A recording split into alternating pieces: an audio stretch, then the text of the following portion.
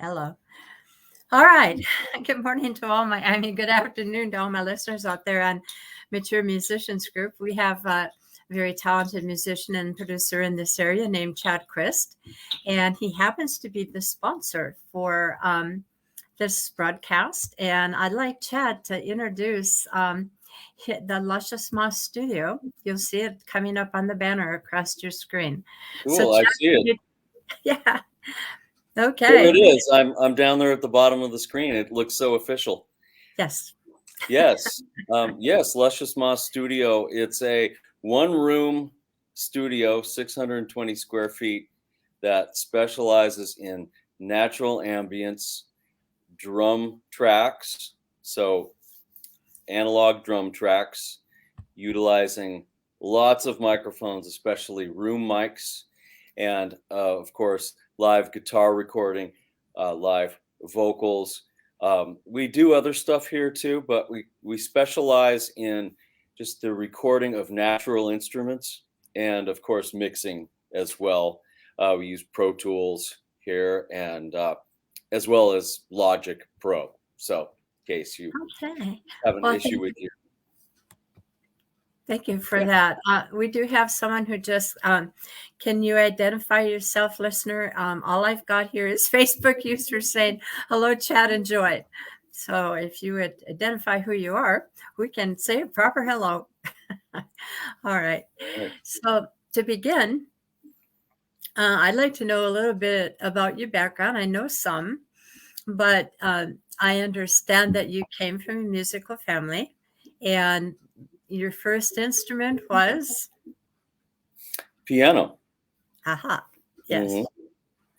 And tell us a story about how you got started and where you went from the piano until you got to your guitar. Mm-hmm.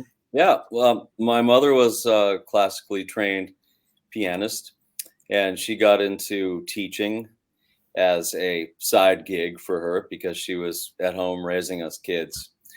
She took me into the Yamaha School of Music at age 4. Wow. And she said I did not respond to it. I just sat around and fidgeted and wasn't paying any attention. So well, something clicked, right? So she more or less gave up at that point. Yeah. And a year later, when I was 5, I was homesick and I begged her to teach me how to play the piano. So all of a sudden something just clicked on and I was interested in it. And so she said, no, you're too young still. We need to wait. But I begged her, and she finally gave me a piano lesson. And so I practiced. And within 6 months, she said I was playing some of the pieces her 10-year-olds were playing. So wow. All of a sudden it just clicked, and it just something that I really was interested in. Yeah.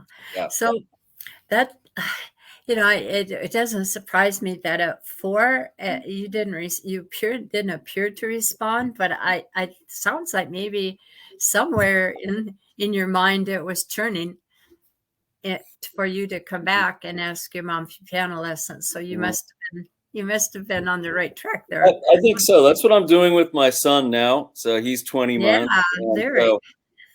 So, I realize that people learn differently, and there's a lot of stuff going on in the back office back there in your brain. And so I'm just exposing him little by little to different melodies and, just playing a little piano and guitar for him. And seeing how he responds, and knowing that is setting the stage for, who knows, 4, 5, 6 years down the road, if he in fact wants to get into music. So he'll have that in the back of his mind. I mean, as a matter of fact, all those students coming in and out of the house playing those pieces was ear training for me as a young child. Sure. Yeah. So it really worked. Yeah. So along with the suggestion from your mother that she wanted you to learn, and then the example, wonderful. Mm-hmm. So I use so a lot. I try to stop that, but it just doesn't work. But when you were after you were playing piano and taking lessons from your mother, at what point did all this change, and at what point did you decide to do something else, or did you? I mean, I don't really know the story, so Yeah. Well, at age, I think it was 9, they presented school instruments to us, and encouraged us to yeah, join the school band, right. and um, and so I needed to pick an instrument, and it just happened that by default I was one of the only kids with long enough arms to get down to the 7th position on the trombone. Oh my gosh, So I didn't know that. so I picked up the trombone, and of course they put it in my hand, and the first thing I did was blow into it, and it was like, of course I didn't know what the heck I was doing, Right. uh, but I turned into a pretty good trombone player. I think I was second chair, and I played all the way through from 4th through 8th grade. Wow, yeah. And so that was cool. But I took up the guitar, at age 10, and practicing 3 instruments because my parents made me practice, Piano? 5, 5, 6 days a week. And so that was just a little bit too much because I also had a zoo in my room. I had all these animals that I was taking care of. So, Oh my gosh. so Did you have a snake? Did you have a I snake? did, I Oh, did. gosh. I had snakes, iguanas. I had, all the you name it, I had it. And I even charged admission for people to come in to my bedroom and see my zoo. Enterprising. Called a zoo. Uh, yeah. That'd be So anyway, so trombone and then piano kind of finally fell by the wayside. But I've always kept some of those keyboard skills, yes, you and have. now that I have a beautiful 9-foot uh, Grand piano, piano. yes, um, that I've gotten back into just playing for fun, and as a matter of fact, I played on your CD. Yes, you did. Has I did. come out yet. It's called My One Desire, and Mhm. I challenged Chad to play. I went into his house for a cup of coffee. I think I said this on the interview with Doug McGrew last week, and I saw that. I went in for coffee, saw that piano, and that's all that stuck. And so I challenged Chad. I asked him if he played. He said yes. I said, "Would you play something for me?" He did. And when I heard him, I said, "Oh my gosh." And I challenged him to play on that song, and I really liked it. So yeah, you've got the skills. I had to practice a little bit for that. So Well, you say you're accustomed to that from the sounds of it. yeah, so we have that here because the studio's in a back building in my house, and so we have the piano in the house, and so we can also do the acoustic piano recordings here. So You that's also have a keyboard too. I was when I was in your studio recording, I saw that too. So every studio's got to have a keyboard or two. So for sure. you also played. I mean, it's kind of going into the future, but you also played, and I cannot say that word. That drum, that Oh yeah, the uh, cajon. the cajon. Yes, yes. So, Yeah, how many instruments do you actually play? the cajon, the drum that you actually sit on. Yes. Well, just those instruments. I screw around with some bass guitar and some I'd say you do sitar. more than Actually, that. I had a sitar made for me over in India, and I mainly just use that for effects and play basic melodies on. But I did actually play sitar on one of the Babies records. Friends with the singer from the Babies, John Bisaha. Mhm. And he knew I had a sitar, and he said, "Hey, we're looking for a sitar part on the record. Can you play it?" And I go, "I'll try." So I brought it in there, and it made it on the Babies record. Oh my gosh. I have no idea what a sitar is. I hadn't even heard of it. It's a traditional Indian instrument, Uh, and is it like a it, guitar? it's got like 30 strings, and Oh it's my gosh. Okay. It's like a guitar, but a lot different. So you'll have to check one out online. I will. I definitely will. Never heard of it. Also, you said that you switched or you did the trombone up to about 8th grade, right? And then after that you went to the guitar, is that correct? You moved on to guitar skills? Well, yeah, I was playing all three instruments Oh, okay. there All for three. a couple of years, and so that just became too time intensive to practice all three of them. So yeah, after 8th grade, I dropped the trombone and the piano, and it just became Uh, all guitar. Because at that point, I was already in 7th and 8th grade. I was already practicing guitar about 4 hours a day, oh, uh, gosh. and No so I wonder just you're good at it. I just kind of locked myself in my room and just just made stuff up and played along with records from my favorite bands. Yeah. And then I just put a lot of hours into it, and then I started getting good in like 9th grade, and then it was all guitar from there. So yeah. So what age were you, or did you ever start a band during that period of time? Yeah, well, I got together with friends in a garage uh, Ah, in band. in in like 8th grade, and we just like hacked our way through like parts of songs. I remember we played "Day Tripper" by the Beatles. You might see I have my Beatles shirt on right There you go. now. We played just the verse and the chorus to "Day Tripper," I think, over and over and over again. We never knew the bridge.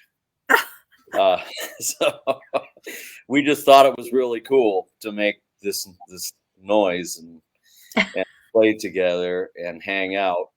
Uh, and then it just gradually, as we got better, we started playing with better people. People would shift out and a new person would come in.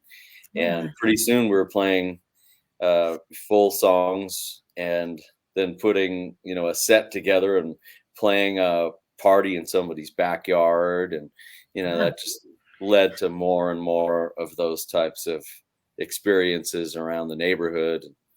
Yeah, it was a lot of fun.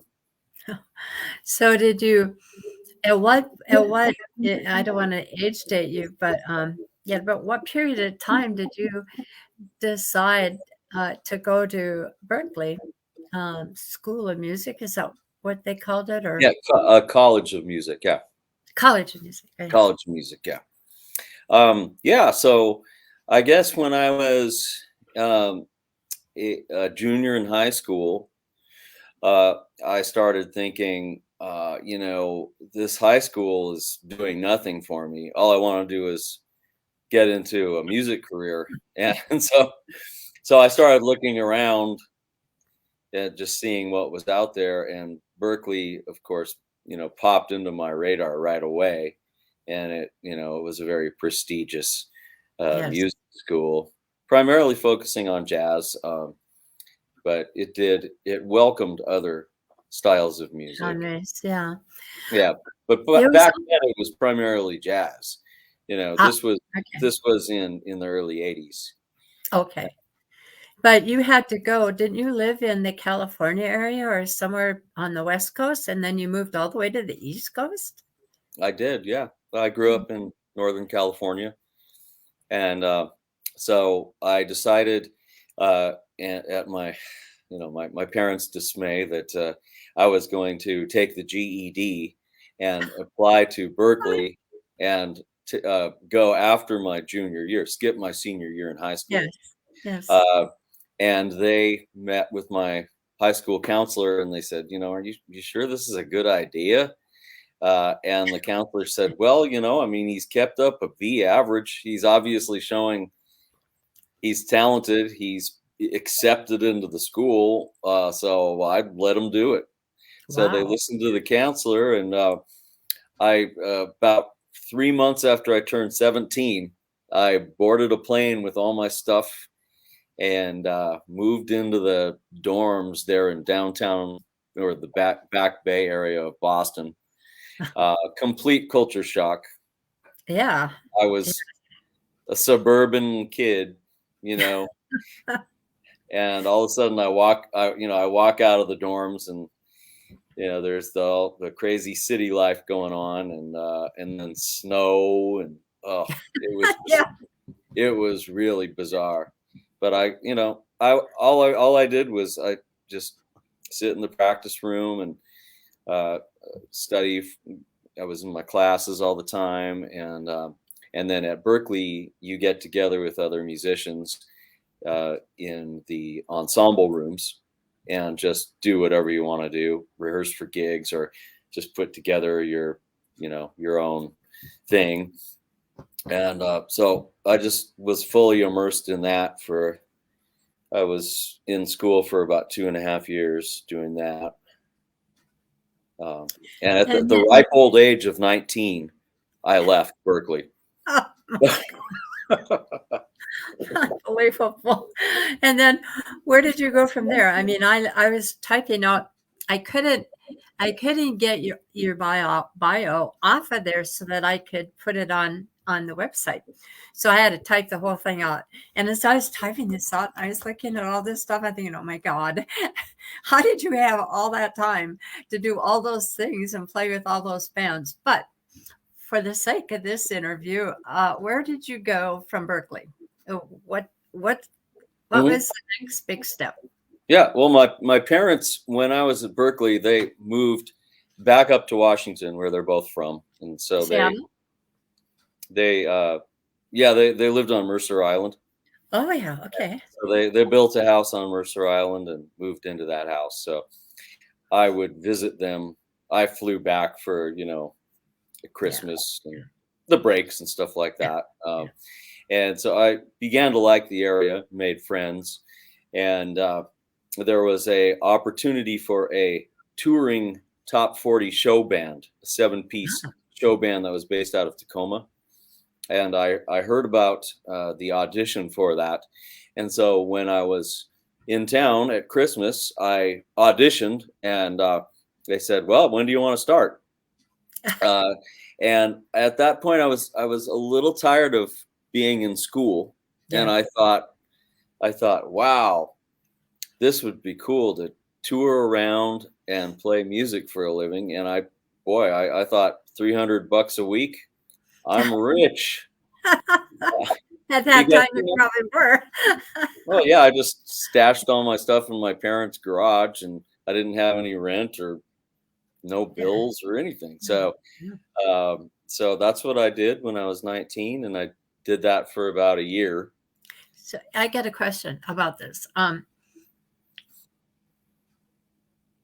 it just skipped my mind. Never mind, it'll come back. There's something about joining this band that I wanted to ask you. So go ahead, tell your story. I'm sorry. Oh yeah, it was a pop soul band. Okay, so what's even weirder is I had never played soul music before, and so I just kind of said, okay, well, this is a band and they want to hire me, so I'm going to learn the music. And so I just started learning it, and we were doing like Earth, Wind, and Fire and that type of stuff, and the hits of 1986, 1987 at the time. And so that's how I learned how to play that style, was just joining the band and learning the songs. And it's a style that I really like to play. And I started playing smooth jazz a few years after that. And which is, an extension of that, really. It's not that much different. Yeah. I guess the question that I wanted to ask you is, did you tour the United States at that time? Were you touring in the United States or statewide, or? Well, what we do, I only did that for about a year, and we would play extended stays. So we would go to Las Vegas and play the Flamingo Hilton for 3 weeks. At 19. Wow. Mm-hmm. Yeah, they kept throwing me out of the casinos on the break. I'm not going there. But anyway, we got a hi, Chad and Joy from Andrea Hollister, I believe. Oh, hi, Andrea. Yeah, stuck her head in here to say hello. And then from there, you said about a year. What happened next? Where did you go from there? Yeah, so I met up with an original band, and I decided that I wanted to do that. They were uh, they were writing songs and putting together a band. It sounded a lot like Chicago, so there was a horn section, and it was like pop rock type stuff. And I thought it was really cool, so I decided I was going to give that a shot. And then I started teaching lessons. Wow. Started teaching lessons and to make a living. How old And are you at this point? Are you in your 20s or? I was 20. Yeah. Yeah. Oh my gosh. Mhm. Yeah. And then at what point with this band did they stay domestic, like within the United States, or did they go international? The original band. Yeah. It didn't go anywhere. Oh, We just played some local gigs around Seattle, ah. Oh. and we made a few recordings, but we never made a full length record or anything. Hmm. We just tried our best, and Yeah. Sometimes you get lucky, and sometimes you don't. yeah, well, most people, don't get lucky at this type of thing. About 1% of the people that set out to do original music, ever really do anything with it as far as making it big or making money with it. So, uh, you got to Um, do it for the love of the the music. music. Yeah. Yeah. I So, know that you did go international. I know you into some African countries, if I remember correctly. And did you go to India? It sounded like you might have been close to that area. no, I never went to India. Okay. We went to Thailand, Thailand, that's it. yes, and Hong Kong. And then I've been all across the southern part of the continent of Africa, Yeah. Europe, um, So and in the Narita airport in Tokyo a bunch of times, but never outside of the airport. oh, for goodness sakes. Yeah. So you have so there's kind of a lot of music between, I mean, a lot of time between that and Paul's band. And I can try to think of his last name, and all I could think of is Hurd, and that's not the right Paul. Oh, Paul Allen. Yeah. Alan, that's it. Yeah. Yeah. I did a fairly brief stint with Paul. He was looking for a musical director, actually. Ah. And so my name was put on a short list of people to contact and see if they wanted to audition. And so I, of course, took advantage of the opportunity. And they flew me up to his place on Mercer Island. I went in there and auditioned, and it went well. So the job of musical director came down to me and another guy. And he couldn't make up his mind. So he decided he was going to take us both on different trips to kind of see how things went. And so that's, I got to go twice to Africa. And that was just amazing. I never thought I'd ever be able to travel to Africa, let alone do the kinds of things that we got to do over there. It was really amazing. Do you have anything that you can think of about that trip and going to Africa and playing that, something outstanding that stuck with you? Or, I mean, you're kind of skirting around it, but is there any particular thing you'd like to share about that? Well, we were Paul's personal band. So when Paul wanted to play, we were there for him. And so we were out in the middle of nowhere at these camps. where people go to see the animals and, hike Okay. and take helicopter rides and this and that. And so we were out there, and we got to do all that stuff that that tourists get to do in our off time. And then when it was time at night after dinner, and he wanted to jam, then we set up the instruments and played to the dark African night with the eyes, the hyenas running across, and the eyes staring at you from out in the bush. Oh, no. Do you have any close calls? Yeah, we got home back to our camp. We were in a separate camp from where Paul was staying in Botswana, and so we were shuttled back on a I can't remember, it was a off-road vehicle. It was like a Jeep type vehicle, and we were shuttled back at night. It was pitch black, and we were traveling about 2 miles from one point to another. And the guy that was with us was the chef, Paul's personal chef, and a gal was driving us, and he saw a pheasant or some kind of a bird on the trip, and he jumped out of the Jeep to try to catch the pheasant because he was going to cook this thing, right? Oh, no. And he ended up by getting a little banged up. He never got the bird. But How did you get banged up? Huh? How did he get banged up? Well, he jumped out of the vehicle. Oh, okay. So he never got the bird. He missed the bird and continued to roll, and oh, no. through the bush.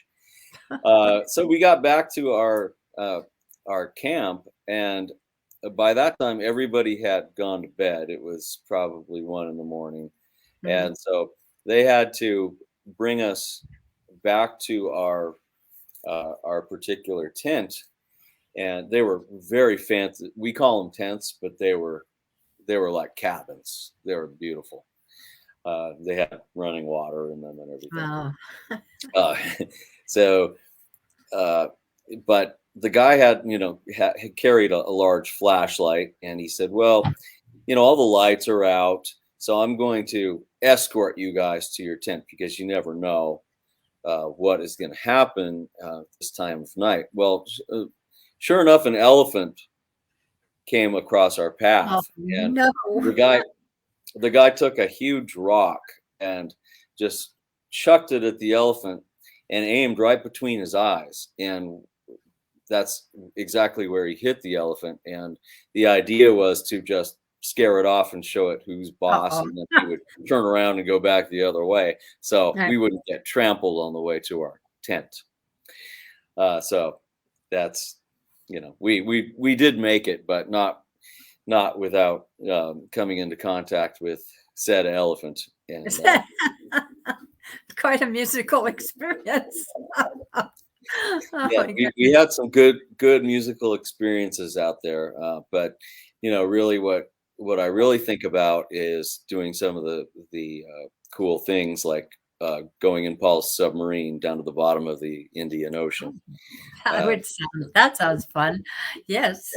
Yeah, scaling the continental wall in Mozambique, going down about 700 feet down.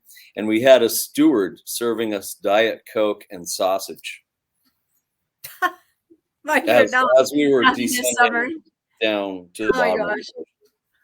Yeah, so just wacky stuff like that you never thought you'd be able to do, riding in helicopters and looking at herds of elephants below you.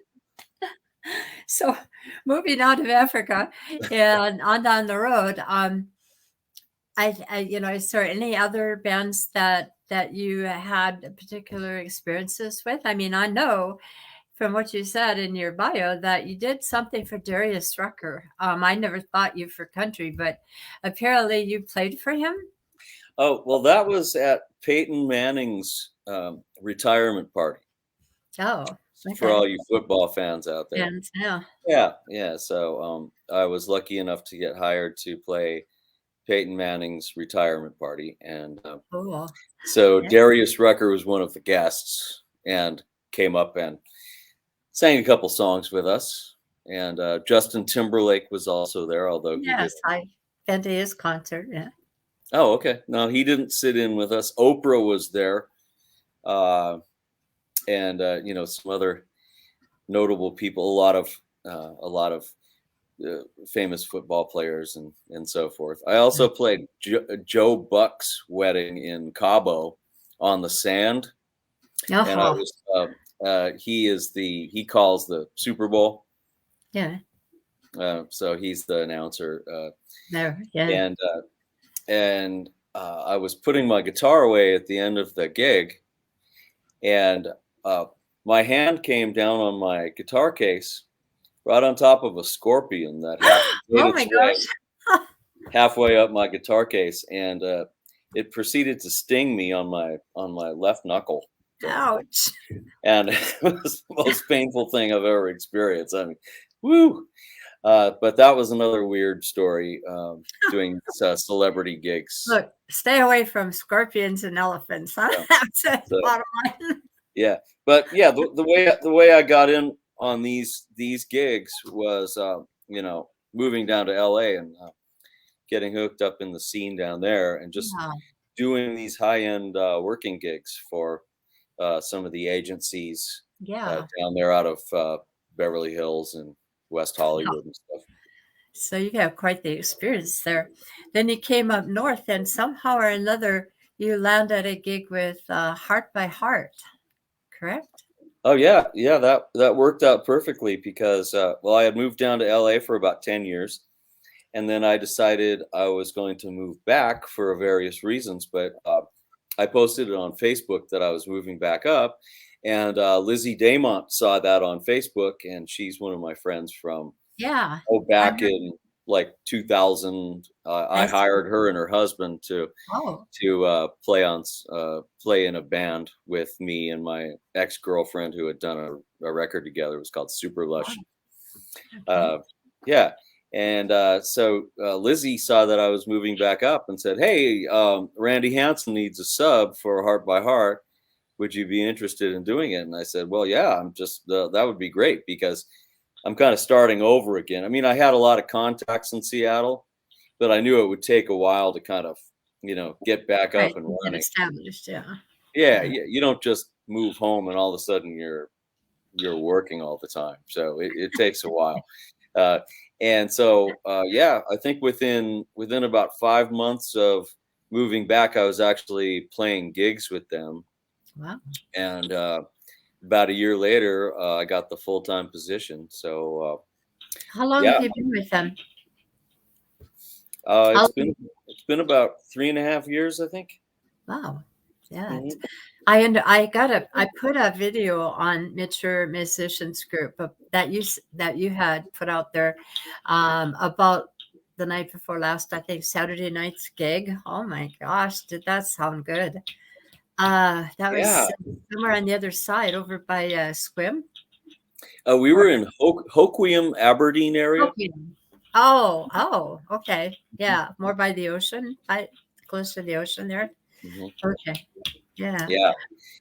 It was amazing. They had the full production, including pyrotechnics and a laser show, and we did not expect that. It was really amazing. Unfortunately, nobody knew about it. I mean, we're playing a 10,000 seat arena, not arena, but a stadium. Yeah. And they didn't advertise it. The city didn't tell anybody about it. So we had about 250 people there. But they were treated to an amazing show. And I see the video coming back on it, and wow, it looked and sounded amazing. Yeah, it was. It really was. So anybody gets a chance to look at it on here, do watch that video. And after during this time, this period of time that you've been with Heart, is there anything that stands out about it, or anything that any story there that would be something to share, or just hard work and have fun playing, right? Yeah.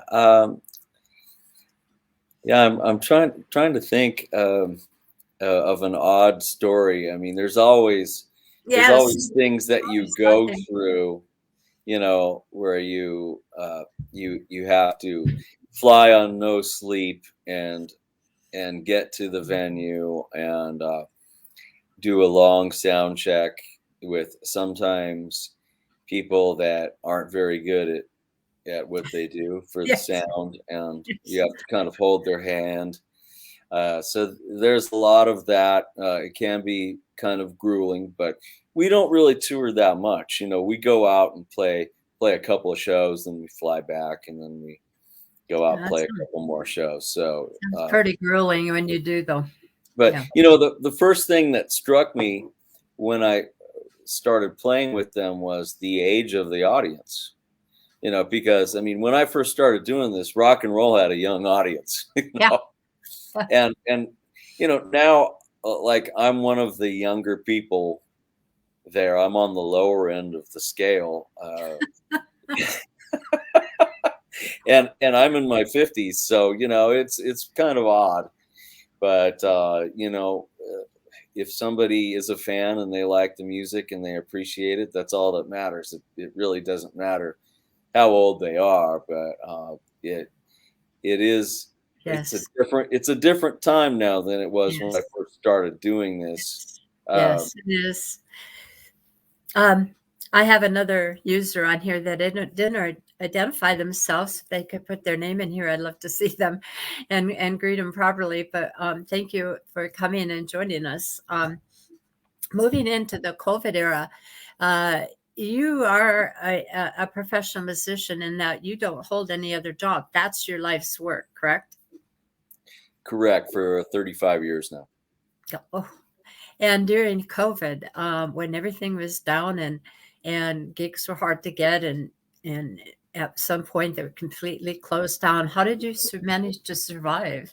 Or any any Mhm. thoughts about that?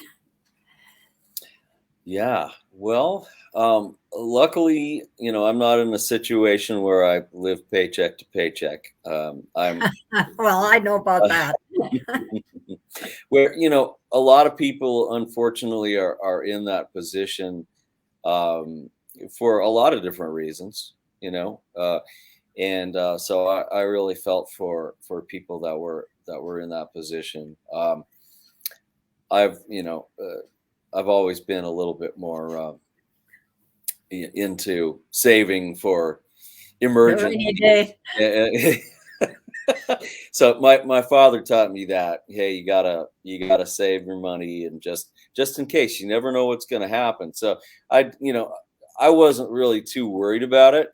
um, and the unemployment, when that was presented to independent Yeah. Yeah. contractors and gig workers, that Yeah. was huge because it really helped get Get through it. everybody get through. And so we started going, okay, well, what are we going to do? And so we started the live at Luscious Moss here, Yes. and we started doing that weekly with Lynn Sorensen and Doug McGrew, and some other drummers came and sat in too.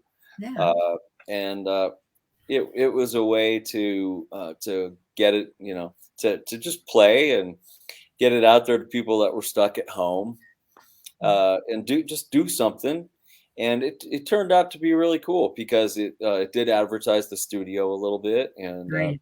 I got some people interested in coming in and doing some recording, like yourself. Yeah. So and we've had a great time recording your stuff, Yeah. uh, and I, then I play with enough people too that I was playing in a band out in Bremerton called the Bootlegs, who I'm yeah. still playing I with. saw those. Yeah. You just had one out there not too long ago. Yeah, and Bremerton didn't shut down like Seattle did. They're Ah. a little bit more of kind of a Republican community out there, should I say? No comment. Yeah.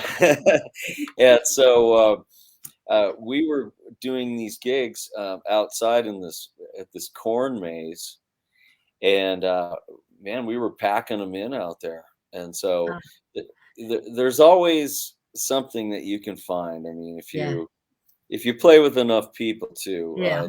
that's Yeah. the advice that I would give anybody that want to make a living in this is don't put all your eggs in one One basket. basket. Yeah, got it.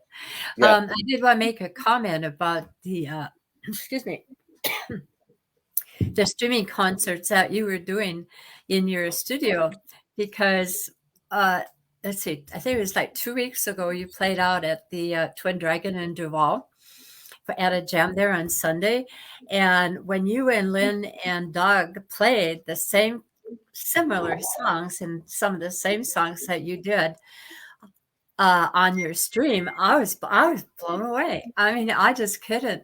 There, that stream did not capture the actual sound of that of your playing. Truly, it was amazing. It was so good. It was unbelievable. Yeah, the live stream thing was, I guess, kind of a necessary evil. I Yeah, don't think anybody really loved it, yeah, but that's really all we could do. We tried to make it sound as live as possible, it did. It did. but But in it can real life, never replace real, being there. yeah, Yeah, yeah. exactly.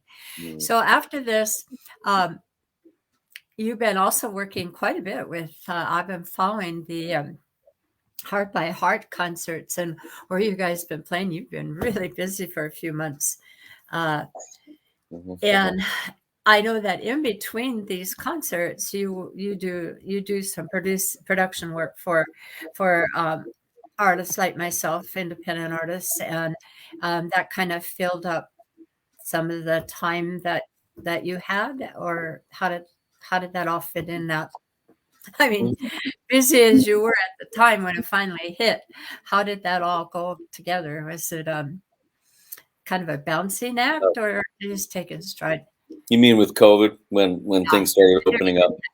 Yeah, and Yeah. you started. I mean, all of a sudden, from what I'm hearing, is that everybody that plays and that were fairly notable in this area and outside this area just got snowstormed, snowpacked. I mean, it just covered them with music and demands for their their concerts. Yes, yes. Things came back with a vengeance in late June Yeah. Oh, the kids.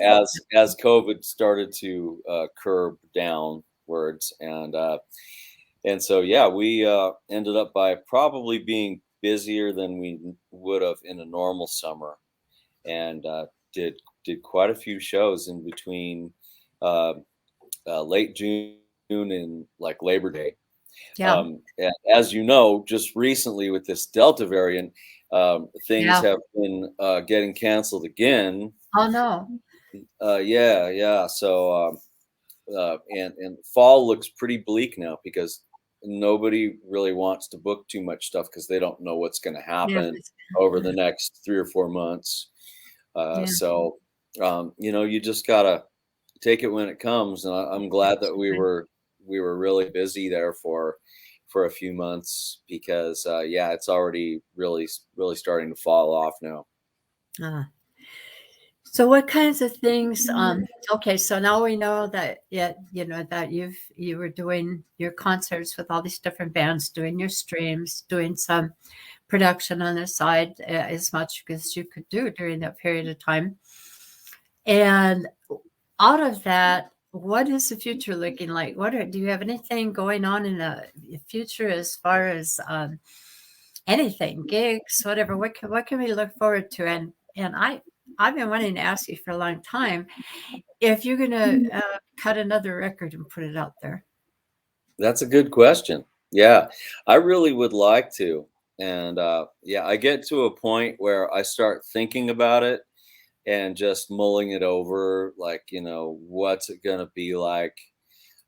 So there's kind of a gestation period that Yeah. happens before I actually sit Yes. down and put the pen to the paper, so to speak. So I'm kind of in that period right now. Yeah, I'd like to start working on some stuff maybe this winter when things are slower, and then That being said, you'll probably just get bombarded with gigs. well, yeah, and then it'll take at least a year to make because I'm doing it in my spare time. And yeah, you go through really busy periods. I mean, when you're playing in 10 different bands, uh, sometimes when they're all calling you for the same night, it's a little tricky. So what kind of and a lot of these musicians that were out there with 80s and 90s bands, and I'm thinking of actual Heart, have they've gone their own different ways and done their different things, and the music that they're producing is a lot different than the music that they had back and when Heart was at its peak. And so in that in that vein where music is changing to fit today's world and changing in tastes, and as you get older your music matures, what direction would this album go in? Do you have any clues or any teases for us as to what you might be thinking along the lines of? Yeah, that's hard to say because I think that's part of that gestation period is kind of playing with those ideas. Mm-hmm. Because anybody that knows me and plays with me knows that I can go a lot of different directions. Yes. so so yeah, what I'd like to do though is play over chord progressions and feels that inspire me. Mm-hmm. And so I'm trying to figure out, hey, do I want to incorporate vocals maybe Yes. on part of the record or the whole record? And that would be a definite departure from Mercury Messenger, which was my Yes. first solo Yes. album under my name, Chad Quist, even though I've done a lot of records in different bands with different people. Right. But that was really my first actual solo record, and that was all instrumental. So I am a singer too, and so incorporating vocals into a upcoming project would be a pretty big departure. And so Yes. I wouldn't want it to be completely different out of left field. I'd want it to somehow to make it somewhat congruent with what I've already done, but Mhm. different at the same time. So, Well, I was thinking, I love your voices, but I hope and you do something. You've done some additional singing on my songs, and I often wondered why you cut an instrumental rather than used your vocals, because you have very distinct and a little bit softer sound to your voice than the screaming rage rock music that you play with Lynn and Doug. So if you do plan something like that, I hope it's um, I hope it's not quite that screamy raging stuff. I'm sorry, Lynn. You'll hate me forever, but uh, yeah, I'm kind of looking. I'm kind of anxious to hear what you have to say, because you have a lot of music, and somebody else is saying hi, Chad, and Joy. I don't know who they are because they're not identifying themselves, but I've got 4 listeners on here talking to us. cool. So Hello. anyway, yes. So what I basically was saying is that let's identify, because I'm not sure. I hear a lot of music. I listen to music all the time, and then I have these interviews and they suggest music and I listen to that and I'm like, oh my gosh, what is this stuff? How do you describe the music genre you are in now. Now, I read somewhere you call it progressive rock. Is that correct? Yes, that's a part of it. Progressive rock. I was really into progressive rock for a time when I was learning how to play, and I've always found it interesting and fresh. And it's a genre where you can go a lot of different directions. Just exactly. How do you explain it? I mean, what is if I tried to explain what you do with your music, how would I explain progressive rock? It's basically rock that integrates some different musical aspects, like odd time signatures, and it just takes chances. It's not in a box. Like if you say I do country, people expect a certain thing, right? You can only go so far outside the lines when you're doing a genre like country. And when you say progressive rock, that can mean a lot of different things. Okay. So it keeps it open. I just came back from Northern California, actually, to doing a writing project. Oh, I knew you were there. With a progressive rock band. It's called the Grafenberg Disciples, and it'll be the second record that we're doing. And then we're also doing a new project with Dan Reed from the Dan Reed Network. And so he's signed on to do a CD with the record company that I'm signed with. So they've you have a record company? Yeah. It's not a traditional record deal, but they have helped with the mixing and the mastering and that type of thing. With my CD. Was Mercury Messenger, was that on contract with the record company, or was that an independent artist production? Yeah, that is through that is the company that I was speaking of. It's called the Highlander Company Records. Yes. Okay. And they're out of Auburn, California. Okay. Sorry, go ahead. I didn't mean to interrupt you.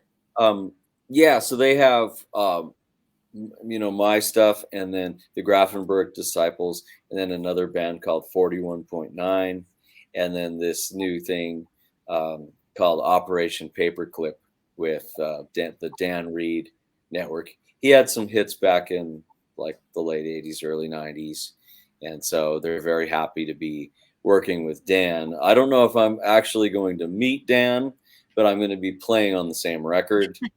He lives in Prague, so we'll see if he comes over here to do some recording. Then I might get to hang with him. But other than that, it'll just be remote recording. Okay, and you also have some interesting songs on that Mercury Messenger album, and there are a couple of them. Smokehouse, and of course Lobster Boy, that I always tease you about Lobster Boy, but you want to tell us a story about how those two songs got written? What your was, or what was the and another thing that we hadn't discussed, which is part of my whole years working as a musician, was I recorded for Muzak. So they are that's right. Yeah, they've sold out now. They've sold the company to some other folks. Mood Music is what's kind of, they have the songs that I did for Muzak. Mood Music is playing now. They're advertising on Facebook right now, which is cool because that means that my stuff will get continue to play. Yeah, which means royalties. right? Yeah, it's nothing like it was 20 years ago. But you know, a little bit comes in here and there. I mean, when I first started doing music, I mean, the internet was in its infancy, and Yeah. so That's it. businesses had to, you know, buy these machines and install them, and then Muzak would give them these proprietary tapes that they would play, and that's would be the music that you would hear at that business. Uh, Okay. yeah, and That was we were played all over the world. When okay. when I went into the airport, I'd hear myself. I'd go Ah, travel to Alaska. I'd hear myself in the hotel. You know, I mean, it was everywhere. that's cool. That's cool. But Uh, no, you got to try to get off the hook here. mhm. I want that story on that Yeah, lobster boy. yeah.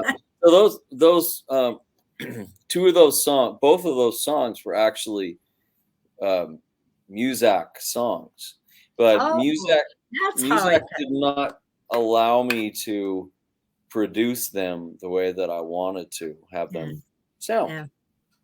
So they were basically kind of watered down elevator versions of the songs. So when I set out to do my record, Mercury Messenger, there were a small handful of songs that were some of my favorites that I had written for that. And I thought, well, wouldn't that be cool to just produce them myself and, you know, Yeah, make them I sound did. the way that I want them to sound. And so that's how it happened. But Lobster Boy, I was in a hotel I was doing a gig over in Hong Kong, and I was at the Grand Hyatt, you know, just slumming it in my room at the Grand Hyatt, Jeez. and for a period of time there, for about 10 years, when I would travel, I would always write because I'd get inspired wherever I went. So I sat down, I ordered room service, and I can't remember what else I had, but it was this amazing bowl of lobster bisque. Uh, uh, and so immediately this song came out of me, and it was just like one of those that wrote itself in like 5 minutes. So I wrote it all down, had this bowl of lobster bisque, and that's the name of the song. It was called Lobster Bisque, I and love it. it got played worldwide on Muzak. And then when I did my record, then I just changed it to Lobster Boy. Right. Yeah. Instead of lobster bisque. Yes, Where's that original name? I had to change the name because, you know, it's already like it's registered with ASCAP and Yeah. BMI as Lobster Bisque. So when I redid the recording, then you have to Yeah, like to do it. re-register it as a new Yeah. work. I see. Yeah. Okay. Mhm. So on the smokehouse, where'd that come from? Yeah.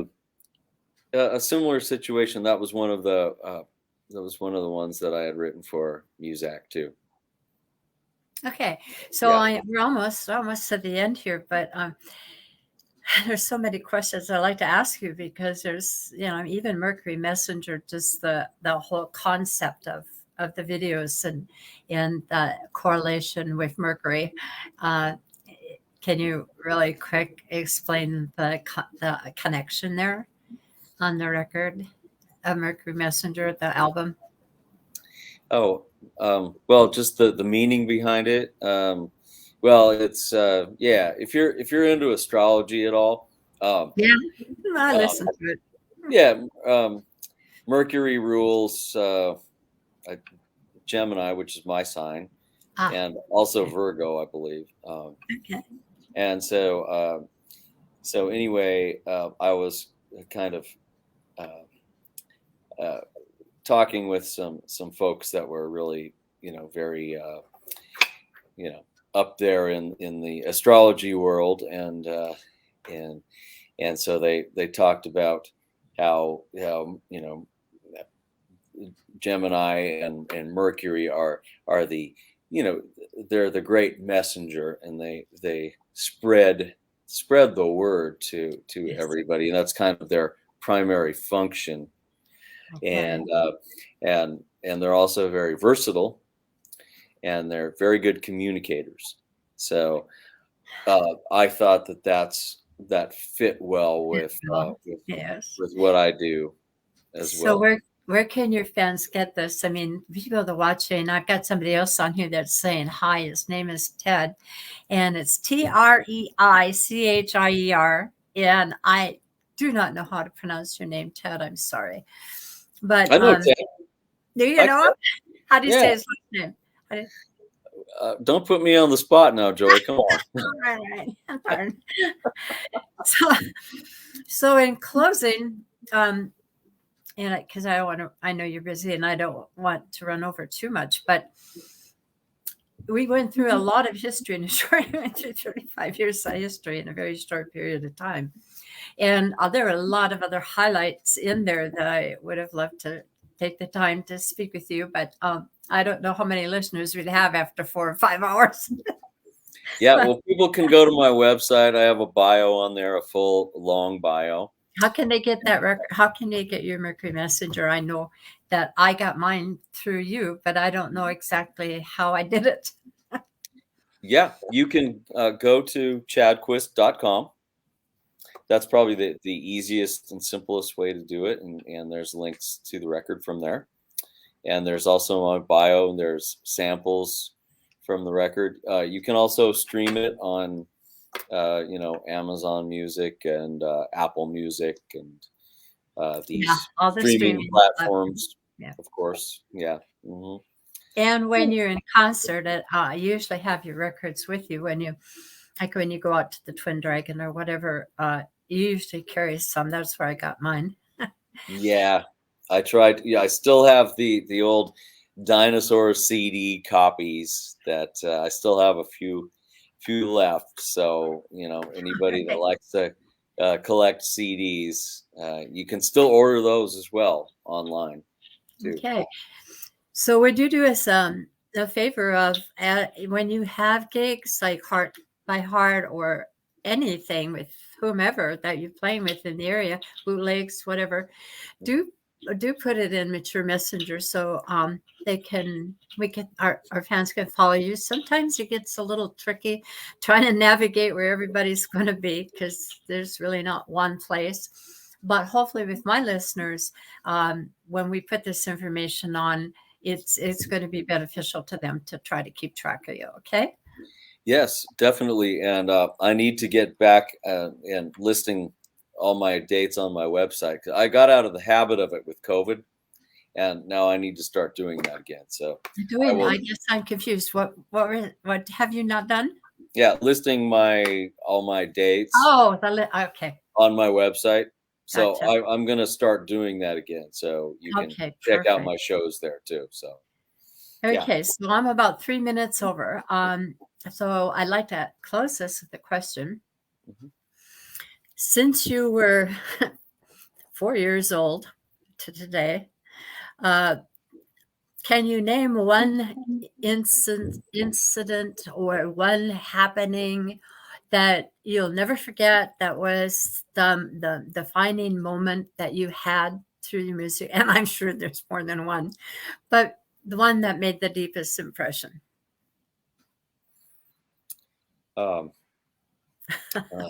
Yeah, that's a good question. I don't know if there was really one, but when I was in junior high, I remember some kids walking around with their boom boxes, and they were playing. It was right when Rush's Moving Pictures album came out, and that album really resonated with me. What was it called? Moving Pictures. Moving Pictures. Yeah, and it's by the band Rush, and that got me into that band pretty heavily throughout high school. Progressive rock stuff. Check it out. Somebody just put on here Spinal Tap.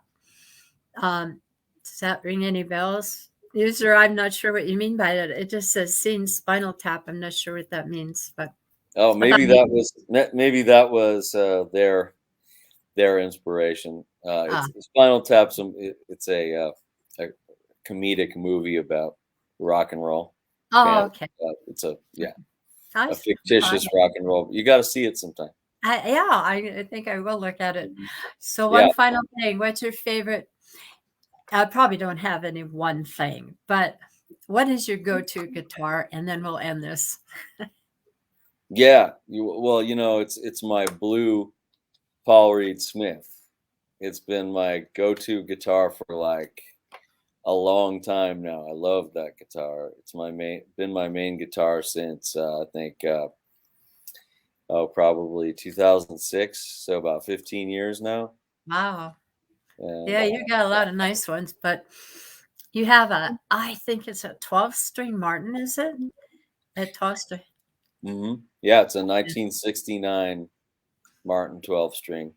Yeah, I'm trying to think of some way to get you to use that in a song, but I can't think of any song yet. So I'm still working on it. It's beautiful sounding guitar. It does. For sure. It is. Absolutely. Well, I do want to thank you for joining us today. I'm Yeah. sure my listeners had a good time. And I know that even though everybody that would like to hear this is not going to be here today at this time, they work or whatever. So I always post these on Mature Musicians Group. So after we get through, it'll be there and they'll be able to view it. And also I put it on my Facebook page so people can view it there. So I want to thank you for your time. Thank all the listeners out there for joining us and Yeah, everybody. thanks for joining us. For sure. Thanks for having me, Joy. Appreciate it. All right. Well, I'll be seeing you, I'm sure. So take care. Be seeing you soon at the Twin Dragon. All right. All right. I won't go. That means practice. I got to practice. Bye-bye.